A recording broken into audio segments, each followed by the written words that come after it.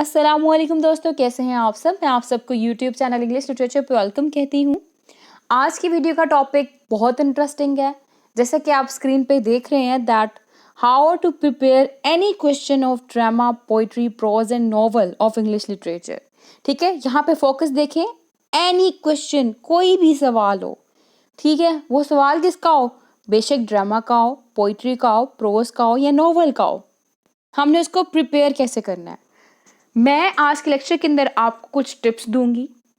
उन टिप्स को फॉलो करके, सिर्फ उन टिप्स को फॉलो करके आप ड्रामा का, पोइट्री का, प्रोज का, नॉवल का कोई भी क्वेश्चन हो वो इजीली प्रिपेयर कर लेंगे। नॉर्मली होता क्या है, हम क्वेश्चन डिस्कस कर रहे होते हैं, discuss realism in prologue to the Canterbury Tales, फिर उसके बाद हम डिस्कस कर रहे होते हैं, डिस्कस कैरेक्टर ऑफ नाइट। मतलब हम लोग एक ही बुक का, एक ही नॉवल का 12 16 6 क्वेश्चंस प्रिपेयर कर रहे होते हैं और उनको मोस्टली स्टूडेंट्स इस तरह प्रिपेयर कर रहे हैं कि अगर ये वाली स्टेटमेंट आ गई तो एज इट इज़ हम लोग पेपर में जाकर जो याद किया हुआ है वो लिख आएंगे। ठीक है, मोस्टली स्टूडेंट्स ऐसा करते हैं।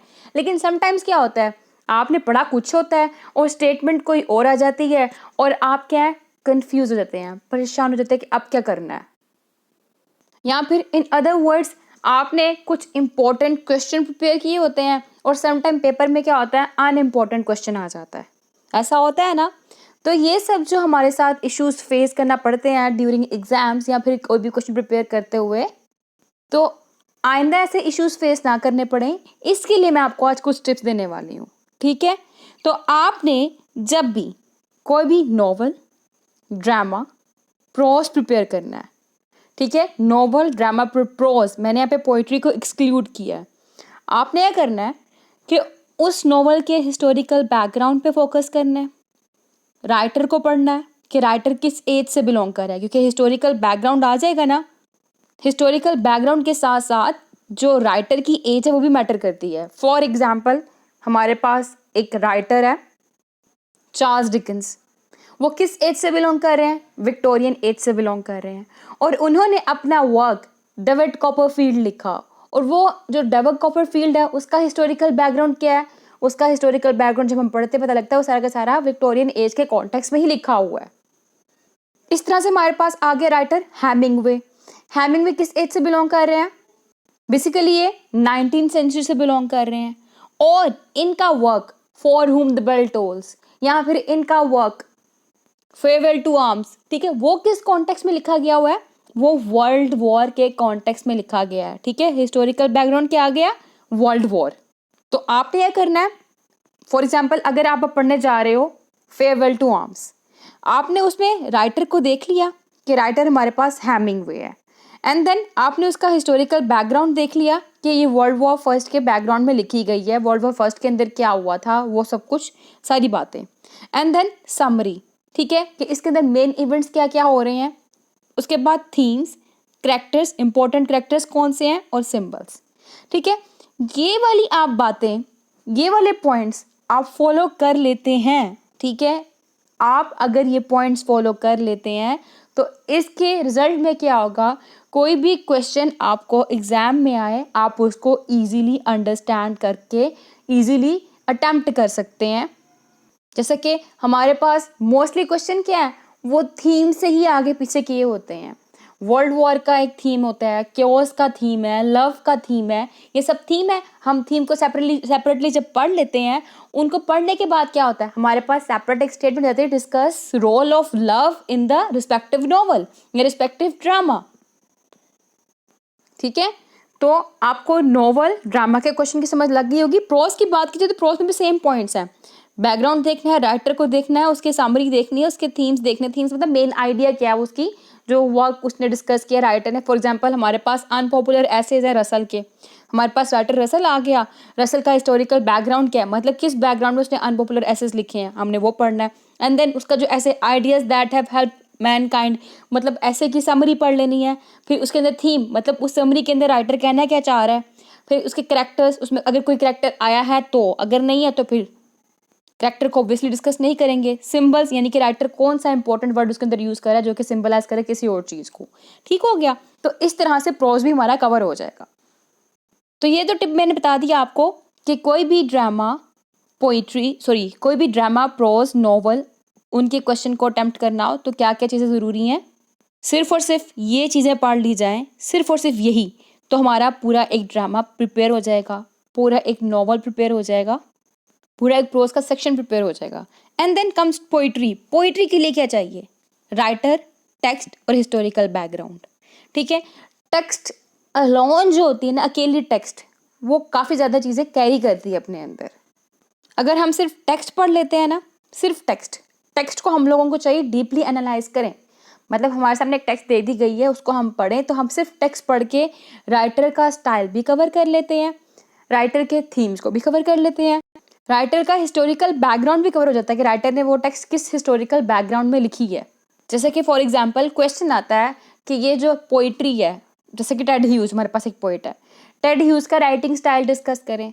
हमें कैसे पता लगेगा? हमने उसकी टेक्स्ट पढ़ी है ना, जब टेक्स्ट के अंदर हमने स्टाइल देखा कि अच्छा ये तो एनिमल्स का यूज़ करता है, एनिमल्स इसके अंदर थीम भी है, एनिमल्स इसके अंदर वॉर भी है, मतलब एनिमल ह्यूमन बीइंग को भी सिंबलाइज कर रहे हैं, तो ये एनिमल इमेजरी को काफ़ी ज़्यादा यूज़ करता है।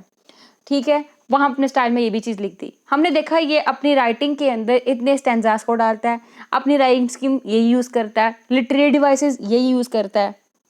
तो जब हम टेक्स्ट पढ़ रहे होते हैं ना, हमारे पास लिटरेरी डिवाइसेस भी आ जाती हैं, सिंबल्स भी आ जाते हैं, थीम्स भी आ जाते हैं, राइटर का राइटिंग स्टाइल भी आ जाता है और पोएम की समरी भी आ जाती है। मोस्टली स्टूडेंट्स क्या करते हैं, वो टेक्स्ट को छोड़ के सिर्फ समरी को रट्टा मार रहे होते हैं और सेपरेटली क्वेश्चन प्रिपेयर कर रहे होते हैं कि राइटिंग स्टाइल क्या है, और जैसे कि टेड ह्यूज का एनिमल इमेजरी का यूज़, इसके ऊपर डिस्कशन करें। ठीक है, अपने कमेंट्स दें। तो क्या करते हैं लोग, सेपरेट क्वेश्चन प्रिपेयर कर रहे हैं स्टूडेंट्स मोस्टली। लेकिन अगर हम उसके पोएम पढ़ें तो उसकी पोएम के अंदर देखते हैं हम लोग वो एनिमल इमेजरी का यूज़ कर रहा है, जगुआर सिंबलाइज कर रहा है रेबल का, जो कि फॉलो नहीं कर रहा किसी भी ट्रेडिशंस को। थॉट फॉक्स सिंबलाइज कर रही है आइडियाज़ को। दैट मॉर्निंग के अंदर हम देखते हैं बियर्स हैं और बियर्स सिंबलाइज कर रहे हैं ह्यूमन इंस्टिंक्ट नेचर को। ठीक है, इंस्टिंक्टिव नेचर को। अब ये कि आप कैसे पता लगा मुझे सारा कुछ? टेक्स्ट पढ़ी, टेक्स्ट के अंदर पढ़ के क्या किया हम लोगों ने, सिंबल्स भी हमारे पास आ गए, हमारे पास थीम्स भी आ गया, सेपरेट राइटर के राइटिंग स्टाइल के ऊपर क्वेश्चन भी आ गया। जैसे कि मैंने बताया कि टेड ह्यूज के एनिमल इमेजरी के ऊपर डिस्कशन करें, वो क्वेश्चन भी आ गया। टेड ह्यूज की दैट मॉर्निंग थॉट फॉक्स और जगुआर के अंदर उसने एनिमल इमेजरी यूज़ की है, डिस्कशन करें, क्लियर हो गया हमारा। टेड ह्यूज के थीम्स को डिस्कस करें, हमने पूरी पोएम्स पढ़ ली, उसकी टेक्स्ट पढ़ ली, हमारे थीम्स भी सामने आ जाएंगे हमारे पास ही। इनका क्रिटिकल एनालिसिस करें, वो कैसे होगा? ऑब्वियसली जब टेक्स्ट पढ़ी है, हमने देखा टेक्स्ट के अंदर इसके स्टेंजा इतने हैं, इसके अंदर राइम स्कीम ये है, इसके अंदर उसने जो लिटरेरी डिवाइसेस हैं वो यूज़ किया है, एलिट्रेशन यूज़ किया है, ऑनोमेटोपिया यूज़ किया है, कॉन्सोनेंट्स यूज़ किया है। ये सब पॉइंट्स कब क्लियर होते हैं? जब हम सिर्फ और सिर्फ टेक्स्ट पढ़ लेते हैं। और कुछ पोएम को अंडरस्टैंड करने के लिए हिस्टोरिकल बैकग्राउंड ज़रूरी होता है, तो उसके लिए करना हम लोगों ने सम पोएम्स के लिए हिस्टोरिकल बैकग्राउंड भी पढ़ लेना है। तो जब हम हिस्टोरिकल बैकग्राउंड पढ़ लेंगे, पता लग जाएगा कि ये जो पोएम है इस कॉन्टेक्स्ट में लिखी गई हुई है, इसका एनालिसिस जो है वो इस कॉन्टेक्स्ट में जा रहा है, ये एक पैसिमिस्टिक टेक्स्ट है, ये एक ऑप्टिमिस्टिक टेक्स्ट है, सो ऑन। तो इन शॉर्ट, पोइट्री के क्वेश्चंस प्रिपेयर करने के लिए सिर्फ और सिर्फ टेक्स्ट और उसका हिस्टोरिकल बैकग्राउंड, ये दो चीज़ें ज़रूरी हैं। जबकि नॉवल और ड्रामा के लिए क्या चीज़ें ज़रूरी हैं? हमारे पास historical background, writer, summary, themes, character, symbol, ये हम लोग प्रिपेयर कर लेंगे, हमारा सारा नॉवल, सारा ड्रामा हो जाएगा, सारा प्रोज हो जाएगा।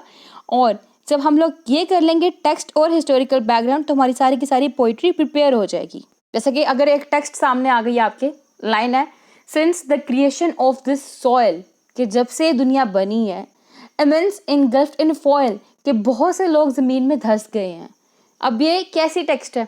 हम पढ़ रहे हैं, अच्छा इसके अंदर राइम स्कीम यूज़ की गई है सॉयल फॉयल की, इसके अंदर पैसिमिस्टिक एटीट्यूड दिखाया गया है। पैसिमिस्टिक मतलब जहाँ पर डेथ की बात की जाए, डिके की बात की जाए, नेगेटिव साइड की बात की जाए।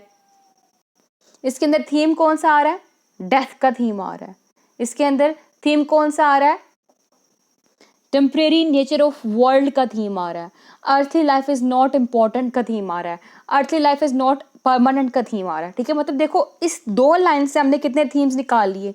सेम इसमें लिटरेरी डिवाइसेस निकल आएंगी, alliteration, repetition of same sound वगैरह, सो ऑन, ठीक है। ऐसे हम टेक्स्ट को पढ़ते हैं। तो टेक्स्ट को पढ़ते हुए क्या होगा, हमारे सारे के सारे क्वेश्चंस भी पोइट्री के प्रिपेयर हो जाएंगे। तो आई होप ये वीडियो आपके लिए हेल्पफुल रही होगी। हमने सीखा कि हमने कोई भी ड्रामा, कोई भी पोइट्री, कोई भी नॉवल और कोई भी प्रोज के क्वेश्चंस को प्रिपेयर करना है तो सिर्फ किन चीज़ों को पढ़ना है वो मैंने बता दी कि पोइट्री के लिए just text and historical background required है। On the other hand drama, prose और नॉवल के लिए हमारे पास historical background, writer, summary, characters, themes, symbols ये रिक्वायर्ड है। अगर हम इन चीज़ों को प्रिपेयर कर लेते हैं तो कोई भी क्वेश्चन हमारे पास आ जाए पेपर के अंदर तो हम उसको इजीली अटेम्प्ट कर लेते हैं, क्योंकि हर सवाल या तो राइटर के स्टाइल से आता है, या थीम से आता है, या फिर समरी से आता है, या सिंबल्स से घुमा फिरा के आता है। और राइटर के स्टाइल के अंदर ही हमारे पास सिंबल्स और थीम्स ऐड हो जाते हैं, समरी भी ऐड हो जाती है। थीम्स आए तो थीम्स के अंदर भी हमारी समरी प्लस थीम और स्टाइल दोनों चीज़ें, तीनों चीज़ें ऐड हो जाती हैं। सिंबल्स हैं तो सिंबल्स के अंदर भी थीम घूम के आ जाते हैं। तो आई होप कि आपको ये वीडियो, इसके अंदर दिए गए टिप्स अच्छे से समझ आ गए होंगे और ये वीडियो आपके लिए हेल्पफुल रहेगी। Thank you so much for watching this video. फिर मिलते हैं अगली वीडियो में अगले लेक्चर के साथ। तब तक के लिए अल्लाह हाफिज़।